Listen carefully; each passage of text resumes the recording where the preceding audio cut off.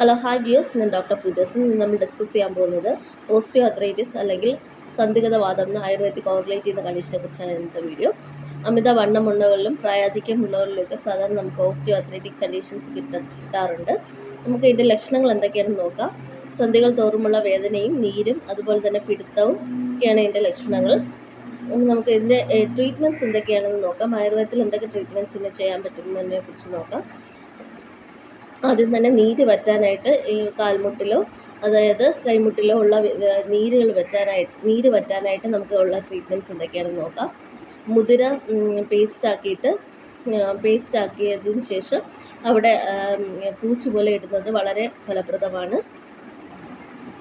മുതിര പൊടിച്ചതിന് ശേഷം ചെറിയ ചൂടുവെള്ളത്തിൽ മിക്സ് ചെയ്തതിന് ശേഷം അത് ഒരു പൂച്ചായിട്ട് നമ്മൾ ആ നീരുള്ള ഭാഗത്ത് ഇടുകയാണെങ്കിൽ നീര് വറ്റാനും അതുപോലെ തന്നെ വേദന കുറയാനും സഹായിക്കും. അത് ഇതൊരു 3 ദിവസം എങ്കിലും രാവിലെയും വൈകിട്ടും ചെയ്യുകയാണെങ്കിൽ നമുക്ക് നീര് പൂർണ്ണമായിട്ടും മാറാൻ സഹായിക്കും.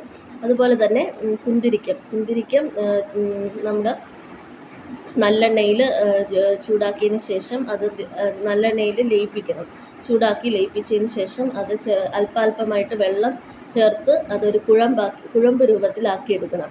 അതിനുശേഷം ഈ കുഴമ്പ് നീരുള്ള ഭാഗത്ത് ഇടുകയാണെങ്കിൽ നമുക്ക് ഒരുപാട് നീര് വറ്റാനായിട്ട് സഹായിക്കും. അത് ആൻറ്റി ഇൻഫ്ലമേറ്ററി പ്രോപ്പർട്ടീസ് ഉള്ള ഇതാണ് കുന്തിരിക്കം. അതുകൊണ്ട് തന്നെ അവിടുത്തെ നീരെല്ലാം വറ്റാനായിട്ട് സഹായിക്കുന്ന ഒരു ഔഷധം കൂടിയാണ് കുന്തിരിക്കം.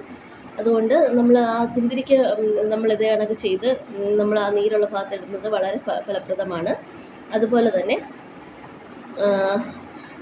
അലോവേറ ജെല്ല്, അതായത് കറ്റാർവാഴയുടെ ജെല്ലെടുത്ത് അത് മിക്സിയിൽ അരച്ചതിന് ശേഷം അത് നല്ലെണ്ണയായിട്ട് ചൂടാക്കിയിട്ട് അത് ഉപ്പും കൂടെ ചേർത്ത് അവിടെ രാസാദിപ്പൊടിയിൽ ചാലിച്ചിടുന്നതും പൂച്ച കണക്ക് കെട്ടിവെക്കുന്നതും എല്ലാം വളരെ ഫലപ്രദമാണ്. ഇത് ഒരു 5 ദിവസം ചെയ്യുന്നതും നമ്മൾ ആ ഭാഗത്തുള്ള നീര് വറ്റാനും അതുപോലത്തെ അവിടുത്തെ പിടുത്തമൊക്കെ മാറാനായിട്ട് സഹായിക്കുന്നതാണ് ഈ ഒരു വെച്ച് കെട്ടൽ.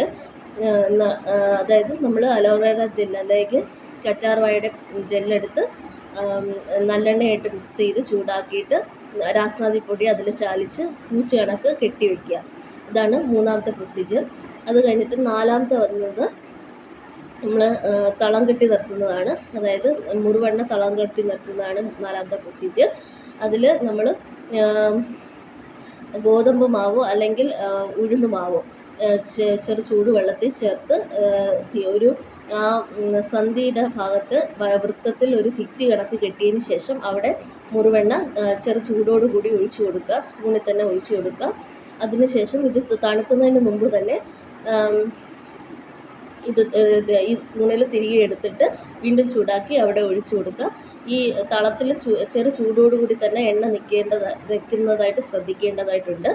അതുപോലെ തന്നെ അതിനുശേഷം ഇതൊരു 5 ദിവസം രാവിലെയും വൈകിട്ടും ചെയ്യുന്നത് വളരെ ഫലപ്രദമാണ്. അതിനുശേഷം നമുക്ക് വേണമെങ്കിൽ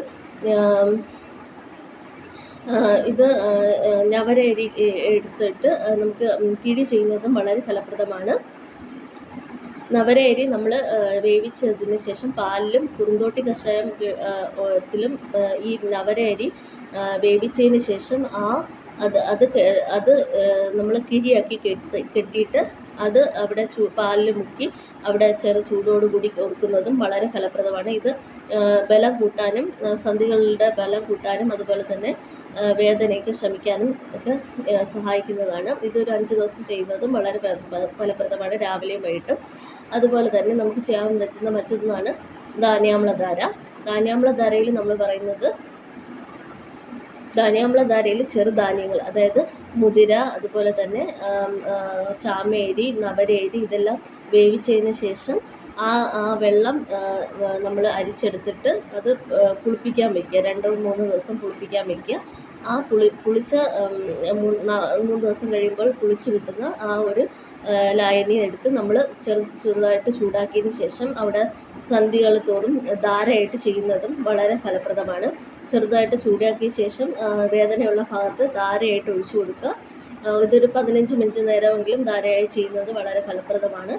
നീര് മാറാനും അതുപോലെ തന്നെ വേദന മാറാനും സുഖകരമായിട്ടുള്ള പ്രവർത്തനത്തിനും എല്ലാം നല്ല ആശ്വാസം കിട്ടാനും എല്ലാം ഇത് വളരെ ഫലപ്രദമാണ്. ഇങ്ങനെ ഒരു 5-6 പ്രൊസീജിയേഴ്സ് ചെയ്യുമ്പോൾ തന്നെ നമുക്ക് ഈ ഒരു സന്ധിവേദനയിൽ നിന്ന് ആശ്വാസം 1 മാസം കൊണ്ട് തന്നെ ലഭിക്കുന്നതായിട്ട് കണ്ടുവരുന്നുണ്ട്.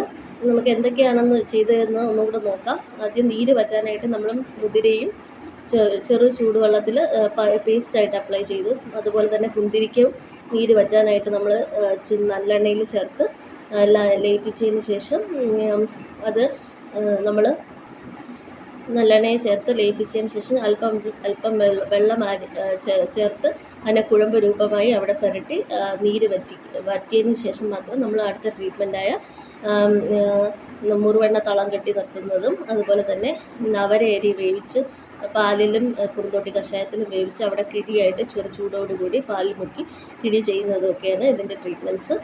അതുപോലെ തന്നെ നമ്മൾ